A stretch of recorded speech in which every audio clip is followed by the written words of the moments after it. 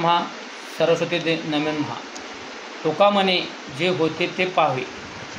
मोहोळ तालुक्यातील सोहळे गावामधील समाधान पैलवान तालुका चॅम्पियन.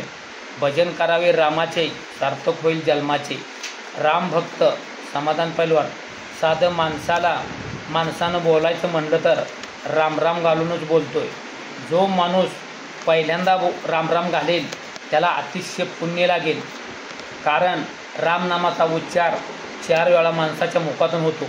सीतानं रामाला विचारलं, हे जग तुम्ही असं कसं काय ठेवलंय?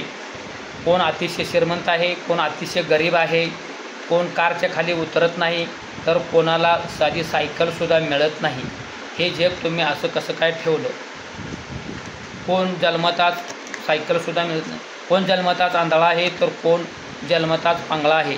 हे असं कसं काय ठेवलं? राम म्हणाले, हे जग मी ठेवलं आहे ते बरोबर ठेवलं आहे. दशरथ राजाने केले होते अपाट पुण्य, म्हणून राम आले जन्माला.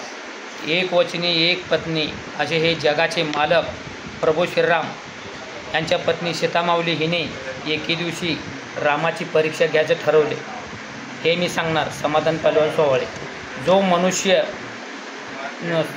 जो मनुष्य दुसऱ्यासाठी जीवन जगतो तो जगात श्रेष्ठ आहे, परमेश्वराकिता सुद्धा श्रेष्ठ आहे असं माझं म्हणणं आहे. शंकर पार्वती गणेश यांच्यावर 3 तास सांगणार समाधान पैलवान सोहळे.